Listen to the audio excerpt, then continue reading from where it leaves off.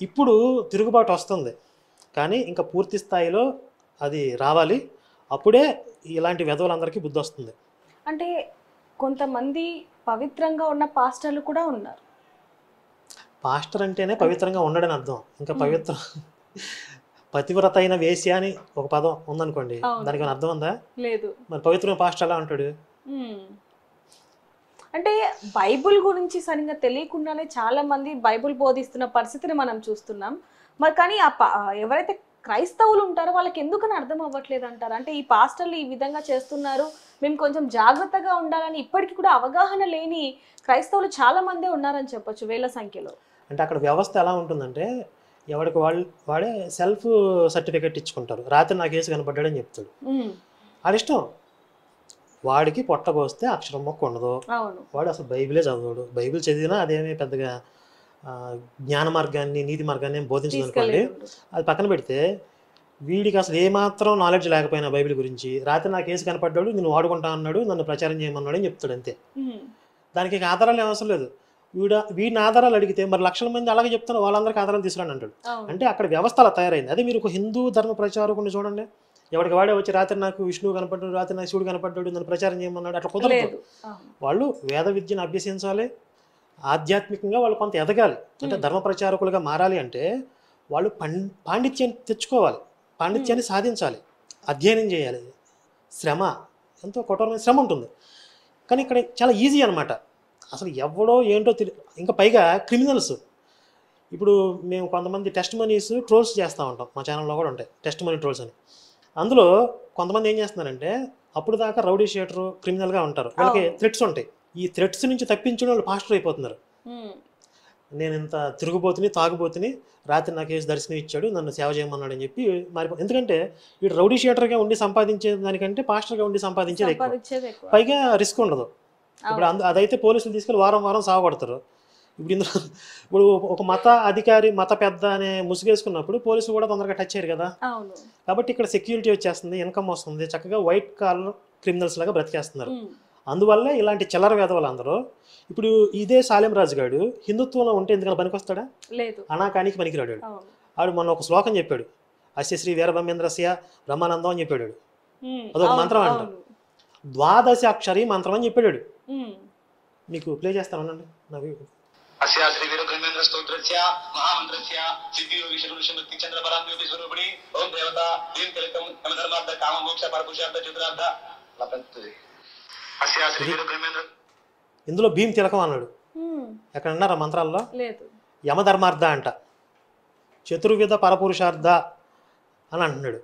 చతుర్విధ ఫల పురుషార్థ అంటే వీడికి ఇష్టం వచ్చినటువంటి మంత్రాన్ని ఒకటి క్రియేట్ చేసేసుకుని, నేను హిందూగా ఉన్నప్పుడు దీన్ని పట్టుకుని పెద్ద సాధన చేశాను అని చెప్పి సాక్ష్యం చెప్తున్నాడు. ఇది ద్వాదశాక్షరి మంత్రం అంట. ద్వాదశాక్షరి మంత్రం ఏంటి మనందరికీ తెలిసింది, ఓం నమో భగవతే వాసుదేవాయ. ఇది ద్వాదశాక్షరి మంత్రం అని ఎవరన్నా చెప్తే విన్నావా? అసలు ఎక్కడన్నా ఉందా? కాబట్టి వీడు హిందుత్వంలో ఉంటే అనాకానికి పనికిరాడు, దమ్ముడికి పనికిరాడు. ఇలాంటి వెధవలు అందరూ హిందుత్వంలో మతాన్ని అడ్డం పెట్టుకుని సంపాదిద్దాం అని సాధ్యం కాదు. కాబట్టి ఇలా సాధ్యం కాని వెధవలు అందరూ క్రైస్తవంలో చేరుతున్నారు. అక్కడ ఇలాంటి వాళ్ళకి మంచి భవిష్యత్తు ఉంది.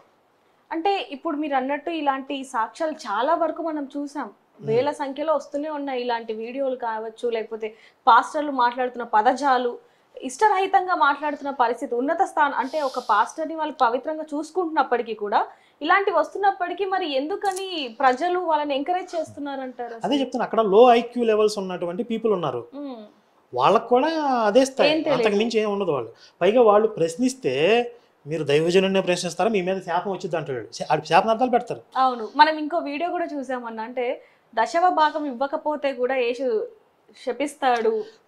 పక్కా నెంబర్ 1 క్రిమినల్స్ అందరూ ఈరోజు పాస్టర్లుగా ఉన్నారు. మొన్న కొన్ని ఆడియో కాల్స్ కూడా పాస్టర్లకు సంబంధించి కొన్ని ఇప్పుడు తిరుగుతూ ఉన్నాయి. అందులో ఒక పాస్టర్ ఏమంటున్నాడు, ఈ ప్రవీణ్ పగడాల విషయంలో ఆయన హత్య చేసి బాగా హడావిడి చేశాడు. ఆయన ఏమంటున్నాడంటే, ప్రవీణ్ తాగుతాడు మాకు ముందే తెలుసు, మాకు కూడా తెలుసు, కానీ మేము అట్లా కావాలని ప్లాన్ చేసాం అంటున్నాడు. అంటే వీళ్ళకి ఒక ఎథిక్స్ అనేవి ఉండవు. అలాగే అతనంట పాలిటిక్స్లోకి వచ్చి కోట్లాది రూపాయలు ఖర్చు పెట్టాలంట, నియోజకవర్గానికి 50 కోట్లు ఖర్చు పెట్టాలంట. 50 కోట్లు ఏం చేస్తాడు? అలాగే ముందు బాటిల్స్ పంచుదాం అంటున్నాడు. గెలిచిన తర్వాత ఒక సంతకం పెడితే 4-5 కోట్లు వస్తాయి అంటున్నాడు. అవును. అంటే వీళ్ళందరూ కూడా ఈ క్రిమినల్స్ అందరూ ఇలాంటి దురుద్దేశాలు ఉన్న క్రిమినల్స్ అందరూ కలిసి ఈ మతంలో చేరారు. అక్కడ ఉన్నటువంటి జనం కూడా అదే స్థాయిలో తగలడ్డారు. ఈ పాస్టర్ల ఆగడాలు ఆగేది ఎప్పుడు అంటారు మరి? వాస్తవంగా అయితే నేను చేస్తున్న డిమాండ్ ఏంటంటే భారతదేశాన్ని హిందూ దేశంగా ప్రకటించండి అనేది. హిందూ దేశంగా ప్రకటించినప్పుడు ఇలా హిందుత్వం గురించి నోటుకొచ్చినట్టు మాట్లాడే వెధవలందరికీ కొన్ని ఇస్లామిక్ దేశాల్లో శిక్షలు ఉంటాయి. కాలో చేయో తీసేస్తారు. వీడు 4 కోసేయాలి. అవును. ఇప్పుడు కోట్లాది మంది స్త్రీల గురించి అంత అసభ్యంగా మాట్లాడిన వెధవ మళ్ళీ ఆడు బయట తిరగొచ్చు. అసలు ఇస్లామిక్ దేశాల్లో అమలు చేసినట్లు వీడు 4ని బహిరంగ అందరూ చూస్తుండగా కోసేయాలి. అవును. అలాంటి శిక్షలు ఉండాలి. అప్పుడే ఇలాంటి వెధవలు అందరూ కంట్రోల్ అవుతారు. మనం మల్లెపూలని దేవుడి దగ్గర పెడతాం, అవును. ముత్తైదువులకు ఇస్తూ ఉంటాం. ఇప్పుడు శుభకార్యాలప్పుడు అలంకరణకు వాడతారు, దైవ అలంకరణకి వాడతారు. ఇప్పుడు వీళ్ళు స్త్రీని చూస్తే కేవలం దానికే అన్నట్లుగా వీళ్ళ ఆలోచన ఉంటుంది. అలాగే పూలు పెట్టుకుంటే దానికే అని వీళ్ళ ఆలోచనలు. ఎందుకంటే అంతకుమించి ఎదగరు వీళ్ళు, అక్కడే తగలడతారు. ఇప్పుడు వీడు హిందూగా ఉన్నప్పుడు వీళ్ళ అమ్మమ్మ, నాయనమ్మ వీళ్ళందరూ హిందువులు, వాళ్ళు కూడా పూలు పెట్టుకుంటారు కదా. మరి వాళ్ళందరూ వేసిలా, వీడు వేసికి పుట్టాడా? వీడు కూడా వేసికి పుట్టినట్టే కదా. లేకపోతే వీళ్ళ మతంలో అందరూ పరిశుద్ధాత్మలకు పుడుతున్నారా? పరిశుద్ధాత్మ గర్భం చేస్తే పిల్లలు పుడుతున్నారా? ఇప్పుడు దీనికి ఒక పాస్టర్ శాలెం రాజే కాదు, మొత్తం పాస్టర్లు అందరూ సమాధానం చెప్పాలి. వాడెవడో మాట్లాడాడు, మనకు సంబంధం లేదు. ఇప్పుడు ఒక పాస్టర్ని తన్నారనుకో, రేపు పాస్టర్లు అందరూ వస్తారుగా. ఒక పాస్టర్ని ఎవరన్నా వాడు అక్రమంగా మత ప్రచారం చేస్తే తనినప్పుడు ఈ పాస్టర్లు అందరూ వచ్చినప్పుడు మరి ఈ నోటుకు వచ్చినట్టు మాట్లాడినప్పుడు మీరు అందరూ ఏం చేస్తున్నారు అంటే మీరు సైలెంట్గా ఉంటే మీకు బాధ్యత లేదా? మీరు సైలెంట్గా మౌనం అర్ధాంగీకారం అంటారు. మిగిలిన పాస్టర్లు అందరూ కూడా సైలెంట్గా ఉన్నారంటే వాడు మాట్లాడిన దానికి వీళ్ళు కూడా యాక్సెప్ట్ చేస్తున్నట్లే. కాబట్టి రేపొద్దున ఏ పాస్టర్ రోడ్డు మీదకి వచ్చినా, ఏ పాస్టర్ మత ప్రచారానికి వచ్చినా వాళ్ళందరికీ బుద్ధి చెప్పాల్సిందే. లేదంటే మీరు శాలెం రాజు గారిని చొక్కా పట్టుకుని రాకురండి, బయటకు వచ్చి క్షమాపణ చెప్పించండి. మీరు బాధ్యత తీసుకోవాలి. లేదంటే పాస్టర్లు అందరికీ ఇది వర్తిస్తుంది. ఇది హెచ్చరిక. దీనికి సంబంధించి ఒక్కరు ఇలాంటి మాట మాట్లాడినా అందరికీ వర్తిస్తుంది. కాబట్టి వీళ్ళందరూ కూడా నోరు విప్పి సమాధానం చెప్పడమో లేకపోతే అతని మీద ఏమైనా యాక్షన్ తీసుకుంటే గానీ ఏమి చేయలేని పరిస్థితి అని చెప్పొచ్చు అన్న. చివరి రీసెంట్గా ఇప్పుడు అమరావతి ఇష్యూలో కూడా అక్కడ వేసీల రాజధాని చెప్పి మాట్లాడినందుకు పెద్ద రగడ అయ్యింది. కేసు కూడా పెట్టి అరెస్ట్ చేశారు. మరి వీడిని ఎందుకు వదిలేస్తున్నారు? ఇప్పుడు చాలా చోట్ల స్వచ్ఛందంగా కంప్లైంట్స్ ఇస్తున్నారు ప్రజలు. మరి ఆ కంప్లైంట్స్ బేస్ చేసుకుని వీడిని ఎందుకు అరెస్ట్ చేయట్లేదు?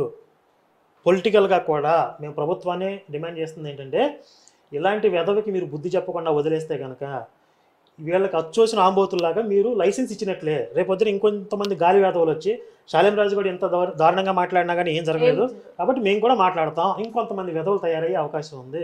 కాబట్టి పోలీస్ డిపార్ట్మెంట్ వారిని, ప్రభుత్వానికి మేము చేసే విజ్ఞప్తి ఏంటంటే వీడి మీద కఠినమైన చర్యలు తీసుకుని మొత్తం ఇలాంటి హద్దు అదుపు లేకుండా మాట్లాడుతున్న వెధవులకి ఒక స్ట్రిక్ట్గా వార్నింగ్ అయితే ఇవ్వాల్సిన